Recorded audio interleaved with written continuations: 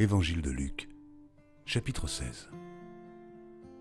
Jésus dit à ses disciples, « Un homme riche avait un économe qui lui fut dénoncé comme dissipant ses biens. Il l'appela et lui dit, « Qu'est-ce que j'entends dire de toi?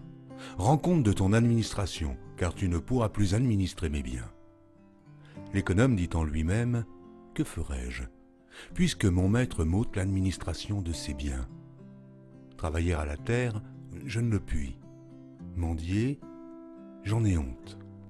Je sais ce que je ferai, pour qu'il y ait des gens qui me reçoivent dans leur maison quand je serai destitué de mon emploi. » Et, faisant venir chacun des débiteurs de son maître, il dit au premier, « Combien dois-tu à mon maître? »« 100 mesures d'huile, répondit-il. » Et il lui dit, « Prends ton billet, assieds-toi vite et écris 50. » Il dit ensuite à un autre, « Et toi, combien dois-tu? » 100 mesures de blé, répondit-il, et il lui dit, « Prends ton billet et écris 80. » Le maître loua l'économe infidèle de ce qu'il avait agi prudemment, car les enfants de ce siècle sont plus prudents à l'égard de leurs semblables que ne le sont les enfants de lumière.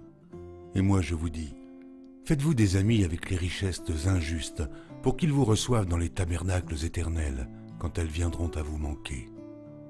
Celui qui est fidèle dans les moindres choses, l'est aussi dans les grandes. Et celui qui est injuste dans les moindres choses, l'est aussi dans les grandes.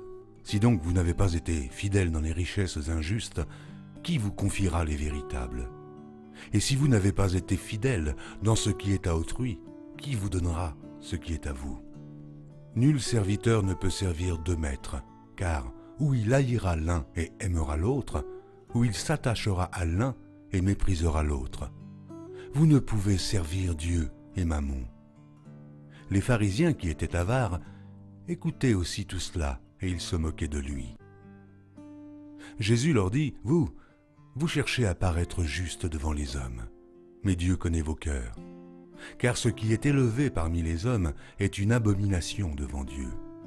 La loi et les prophètes ont subsisté jusqu'à Jean. Depuis lors, le royaume de Dieu est annoncé, et chacun use de violence pour y rentrer. Il est plus facile que le ciel et la terre passent, qu'il ne l'est qu'un seul trait de lettre de la loi vienne à tomber. Quiconque répudie sa femme et en épouse une autre commet un adultère, et quiconque épouse une femme répudiée par son mari commet un adultère. Il y avait un homme riche qui était vêtu de pourpre et de fin lin, et qui chaque jour menait joyeuse et brillante vie. Un pauvre nommé Lazare était couché à sa porte, couvert d'ulcères, et désireux de se rassasier des miettes qui tombaient de la table du riche, et même les chiens venaient encore lécher ses ulcères. Le pauvre mourut, et il fut porté par les anges dans le sein d'Abraham.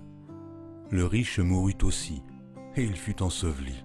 Dans le séjour des morts, il leva les yeux, et tandis qu'il était en proie au tourment, il vit de loin Abraham et Lazare dans son sein.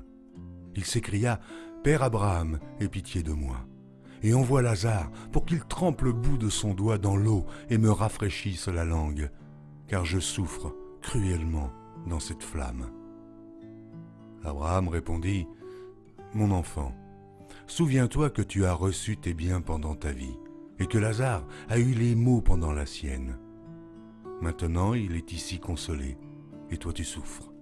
D'ailleurs, il y a entre nous et vous un grand abîme, afin que ceux qui voudraient passer d'ici vers vous, ou de là vers nous, ne puissent le faire. » Le riche dit, « Je te prie donc, père Abraham, d'envoyer Lazare dans la maison de mon père, car j'ai 5 frères.